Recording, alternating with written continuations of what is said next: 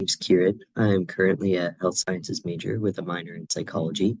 In about a week, I will be graduating with my Bachelor of Science, and shortly after that, I'll start St. Joseph's University Doctorate of Physical Therapy program. Today, I'll be sharing my thoughts on some recent volunteering and shadowing experiences that I've had the opportunity to participate in.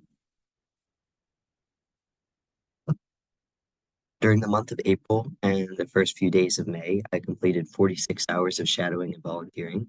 I did this to become more familiar with my career path and also to ensure that I was confident in my choice to pursue physical therapy by learning about some other healthcare systems. About half of my time was spent volunteering in the physical therapy department at HMS, which services children with cerebral palsy. Most of this presentation will be spent reflecting on my experiences there. The other half of those 46 hours was spent doing virtual shadowing, which has grown popular in the past several years as an opportunity for students in the health professions to learn more about their fields of interest outside the classroom despite living through a pandemic. I learned about healthcare from a wide variety of perspectives on a couple different platforms, which are Med School Coach, Clinical Shadowing, Virtual Shadowing, and Pre-Health Shadowing. These are all websites that are free and accessible to everyone. There's one experience here that I haven't mentioned yet, and that's from the Gait and Clinical Movement Analysis Society.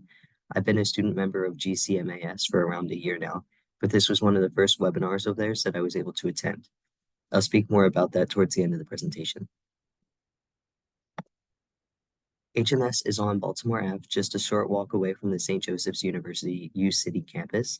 I reached out to their volunteer coordinator and asked to get involved with the physical therapy department. To do this, I needed to get a background check done and do HIPAA training and take a few other measures. Then I was able to start in the beginning of April, and it was a blast. Cerebral palsy, or CP, is a collection of several different neurological disorders that impact a person's ability to move. The three conditions I have listed on the left side of this slide are commonly seen in people with CP, and they're things I saw in some kids at HMS. Cortical visual impairment is a disorder caused by damage to the areas of the brain involved in visual processing. CVI can impact your ability to recognize faces and objects, your ability to effectively reach out and grab something, how you can understand what you're looking at, and more. The physical therapist working with the kid who had CVI would narrate what they were doing through other senses. So as we were going through the cafeteria with him, the PT would say something about the smells of the food or the sounds of the people talking, for example. Another condition I saw was lordosis, which I had learned about in my anatomy and kinesiology courses. Lordosis is a term for a significant forward curving of your spine. If you've heard of that condition, others you might be familiar with are kyphosis and scoliosis, which I was also able to see. Kyphosis is when the upper back is rounded very far forward, and scoliosis is when the spine curves sideways. To help you visualize these conditions, I tried my best to proportionally draw the two conditions next to a typical spine for ease in comparison. There are different activities to incorporate into PT sessions for each of these conditions. For one kid who had some scoliosis and kyphosis, the PT had her resting and leaning on her side on a round yoga ball type of thing to help sort of like passively reverse those tendencies for her spine to curve in an exaggerated way. Ataxia affects your motor control. So your movements might look a little jerky or the involved muscles aren't perfectly coordinated. While I did meet a kid at HMS who had ataxia along with CP, I didn't get the chance to talk to his physical therapist about his current goals and accommodations. But generally speaking, in PT, for an ataxic person with cerebral palsy, you'll want to strengthen the muscles that aren't used as often so they don't get too weak. Or for a more specific example, if the ataxia impacts the person's ability to walk, the physical therapist might suggest some form of orthotics to help reinforce better posture or stability. In terms of hands-on opportunities, as soon as I walked into the PT gym on my first day, a PT asked me if I knew how to use an Allen wrench because she wanted my help in fixing a wheelchair. I've never worked on wheelchairs before, so learning some of those parts was a really neat experience. And then, of course, I would just hop into different treatment sessions to observe or help out when needed. Safety measures in a place like this, of course, include practicing good hygiene and sanitation, especially because a lot of these kids have G tubes, which are used to get nutrients directly to the person's stomach. We have to be mindful of them in terms of infection, but also during transfers and play because you wouldn't want to pull on it accidentally. I mentioned before that I had to have a background check done and do a few different trainings, which I think are also aspects of safety to consider. And perhaps most obviously, you have to consider the patient's abilities with functional movements. If you're doing a transfer from a wheelchair to the ground, or if the patient's sitting on a chair, but they have underdeveloped core muscles, then you're going to need to be a little more attentive so they don't fall or get hurt. The overall environment, whether you were in the PT gym or the cafeteria or an activity center, was loud and full of energy and fun. There's a lot of laughter at HMS for sure. With that said, I got comfortable there very quickly. Everyone is very friendly and wants to help and support you however they can. Before getting into what I liked and didn't like about HMS, I want to give you a little more of my background. I'm very interested in working with kids in walking and movement disorders and emotion analysis research. While HMS doesn't have a motion analysis lab, they do hit every other possible mark in my book. So it really was a perfect opportunity for me. With that said, there's a whole lot to love and next to nothing that I don't like. To me, the most important trait that was common for all staff was the high level of respect they showed to each other and to their patients. And on top of that, they consistently keep a really positive energy and outlook. Instead of saying I didn't like something here because there really wasn't anything not to like, I put the word reframing on this slide. That was because my previous rehab experiences with kids with CP involved locomotor training, which is really just helping kids learn or relearn how to walk. There's a picture of me and some other rehab aides at Shriners demoing their equipment used for it.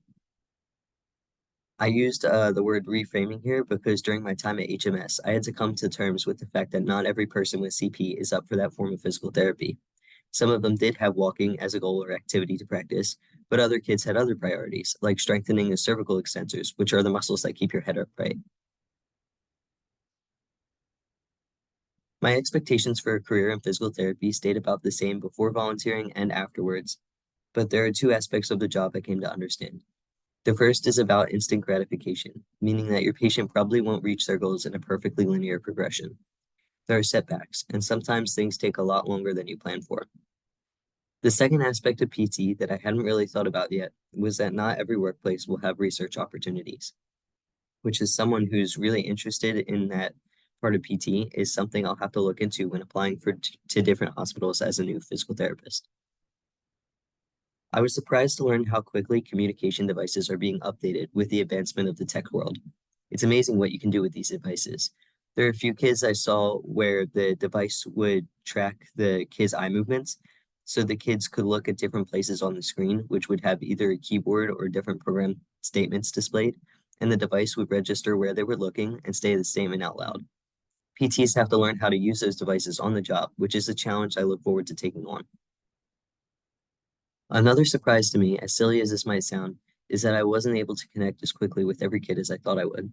I think this is an interpersonal skill that'll develop more with practice, so I'm glad I had this experience to figure out what are common topics and activities of interest to kids of a variety of ages and cognitive levels. I really do wish I had more time to volunteer there. There's so much to learn when it comes to the different devices we use, as I mentioned before, and HMS is a place for kids with CP, so I wish I had time to see someone age out of their program and transition to another place of residence. Lastly, as I mentioned before, with my interest and experience with gait training, I would have loved to do more in terms of facilitating the process of learning to walk efficiently. As a health sciences major, I've taken quite a few courses that are relevant to PT. The most obvious are anatomy and kinesiology, but psychology is also important to consider, especially with kids, because as people who interact with them in these settings, we really do contribute to the way they see and understand and interact with the world around them. Soft skill wise, with kids, you need to have some willingness to adapt and be creative to keep them engaged and cooperative. And then for specific skills, you need to know how to properly move a patient so that it's a smooth and safe movement. And I already mentioned keeping up with devices and just upkeep with different tools or wheelchairs or great trainers and things. Based off of my experiences here, I'll of course be going to grad school for a doctorate of physical therapy in a few weeks. And I would also like to stay involved with programs geared toward people with CP and other neuromuscular disorders, because that's the patient population I want to spend the most time with as a PT. So, at the risk of repeating myself here, one of the biggest takeaways that I didn't really highlight yet was the amount that PTs have to learn on the job. It seems that there's always room to grow and improve the practice. Overall, I really appreciated my time volunteering at HMS, and if I ever get the chance to return in the future, I'll absolutely take it. To end my reflections on HMS on a silly note, To the right is a picture of me in a transfer and mobility device.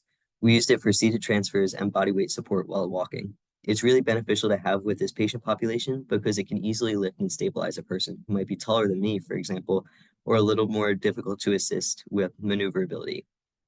In the bottom left corner of the slide, there's a link to a demo video with this specific brand, so you can see it in action if you're interested. Before I wrap up this presentation, I want to acknowledge the other fields that I was privileged to learn about through these virtual platforms. I was able to practice clinical note-taking in the context of a variety of cases. I learned from several physicians about physical medicine and rehabilitation, or PM&R, neurology specific to pediatrics, palliative medicine and hospice care, orthopedics, child life services, and cardio procedures. I attended a webinar about new markerless motion capture software and its relevance as a clinical diagnostics tool. It was neat to hear from all these different areas and figure out how they all work together as a team for a person's health and well-being. There's a lot of really cool information and experiences out there. I'm hoping to keep participating in shadowing opportunities through those sites to get an overview on even more medical topics. The field really is very expansive. That's all I've got for you today. I hope you learned something new and interesting. Thanks for your time and attention.